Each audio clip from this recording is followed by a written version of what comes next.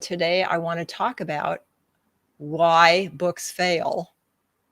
And it's really important to know because these things are avoidable. And when you're aware of it, you can save yourself a lot of time and aggravation. You don't want to write a book that nobody wants to read, or it's not making sales and you can't understand why, or you just spend an inordinate amount of time in developmental editing when a lot of it could have been avoided. I did a post today and I asked, what's the hardest part of your job? And the reason I did that, I was thinking about what I feel is the hardest part of my job. And the hardest part of my job is having to tell an author that their book just isn't working. Because I understand people put a lot of, sweat and tears and into it. And then it's devastating to have somebody tell you that it's not working. But it's worse if I don't tell you that it's not working and you put it out and either nobody wants to read it or they read it and they totally don't get it because there are some issues with it and they give terrible reviews and you get a lot of those, you're in deep trouble. So I was reading the book of a client and I kept thinking, what does this have to do with what this book's supposed to be about? It wasn't connecting at all. And the author was going on and on about his experiences, but they were not his experiences with the topic of the book. They were experiences with something else. And so when we talked, I said to him, these are not the right stories because they're not explaining why you wrote this book and they're not getting people engaged. And the people are sitting there going, what you did write, what does this have to do with anything? So as it turned out, and I'll get to this later again, but as it turned out, it was really two different books. But when I said to him, why didn't you share the stories that you needed to share for people to understand the topic of this book? And as it turned out, he had resistance to doing that. And I'm sure he's not the only one. So why does that happen? It happens when people don't want to reveal their own journey or that part of the journey that led them to write the book for some reason. And it's different. It can be different for different people. So maybe they're afraid of what a group of people are going to think, that maybe they don't want to alienate.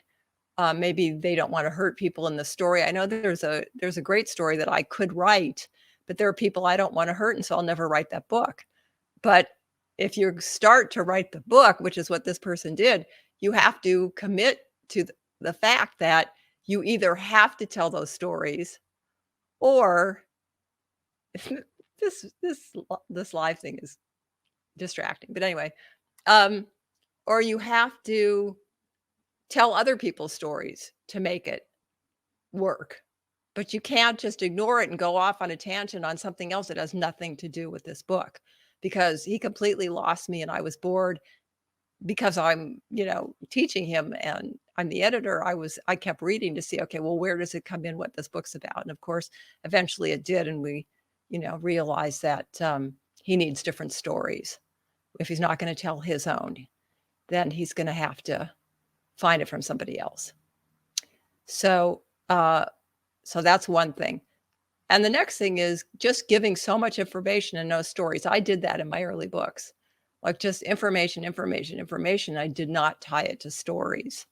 So you need to give stories. People relate to stories. They learn from stories.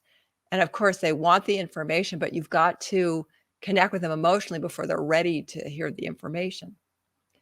Next is they don't stay on the topic of the title. And again, that's related. Like in that first case, he didn't stay on the topic because he was afraid to reveal it, but there are other reasons people do it as well.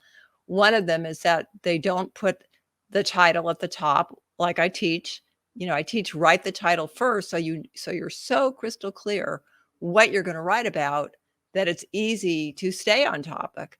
But sometimes what people do is they go off topic, and I always say it's kind of like being on a road and you're not following the map and you get off the road and then you don't know how to get back. So it can really derail your book if you don't stay on topic. Another one is they get too cerebral and they lose their audience. And this happens a lot for academics. They're used to writing for a more academic audience, and they don't come down to that 9th grade level. They don't make it conversational. You need to do that. Otherwise, like, it can just get, I mean, that's assuming that your audience is, a consumer type audience. Then that's what you need to do. And sometimes they get lost in, like, giving a lot of research, quoting a lot of people. And it's like, you just want to do enough to make the point, not go on and on and on. And I've seen that where they start to give, like, just one situation after another, after another, after another. And you're like, all right, already, I get the point. So don't overstate what it is, the point that you're trying to make.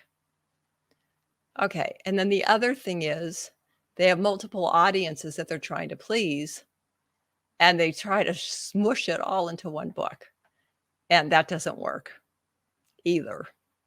So I've seen that happen several times. One of them was with somebody where he wanted to get his story out because he had a very interesting story, which was a memoir. And then he wanted to get one for students of his topic. And then the other one was he wanted to get to his other professionals. So he had 3 different audiences, and the book was just a mess. So you do not want to do that. Next is they don't make an outline.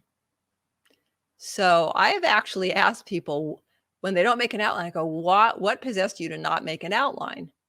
And people have said to me, well, I thought I had it all outlined in my head. And that never works, because what one person told me was, then I realized, there was more. There was that I didn't have in my basic outline.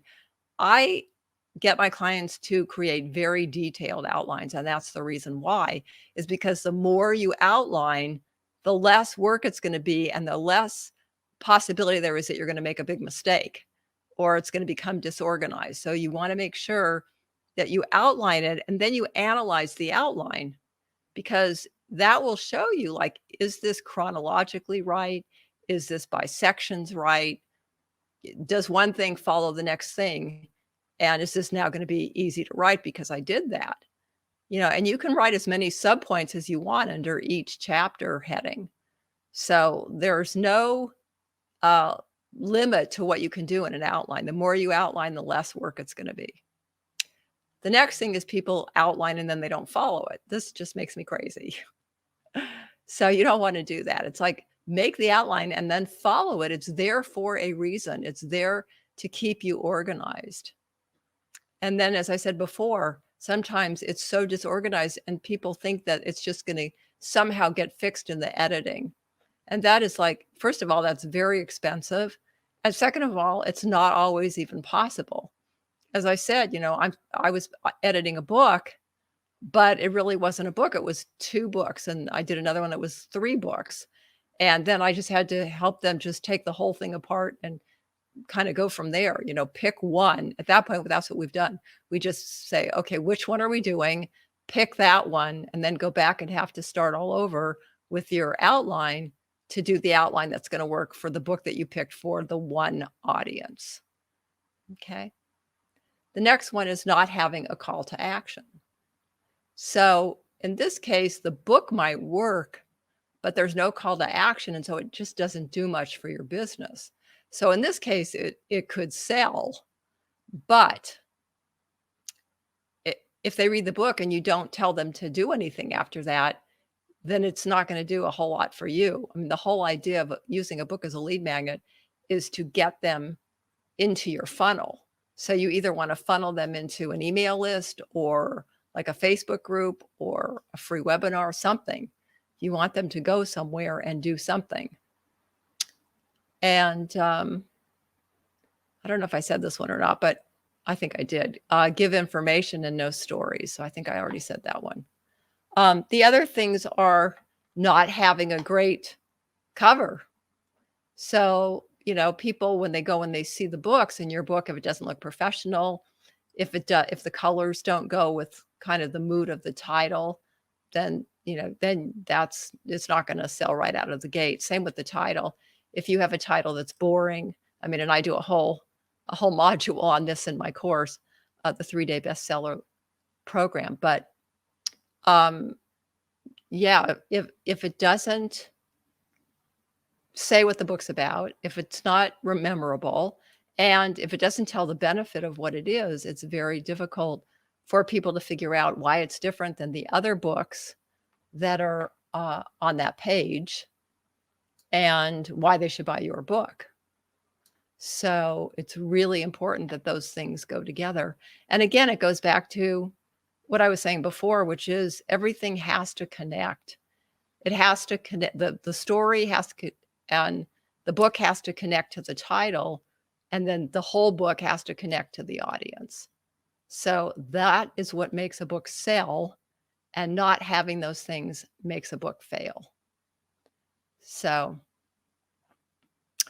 if you are interested in learning more about how to write your book so that it doesn't fail, I'm happy to do a bestseller breakthrough consultation and look at your project and see where you're at and see how it's going. And I'm happy to give you 2 or 3 strategies to make it better. Or if I see something that isn't working, that's leading you down a path that isn't going to make it successful, I'm happy to share that with you. So you can go and set up a time to chat at bookwithellen.com. Bookwithellen.com. It's not a sales call. It is more of an assessment and a strategy call. So that's it for today, and I'll talk to you soon. Bye.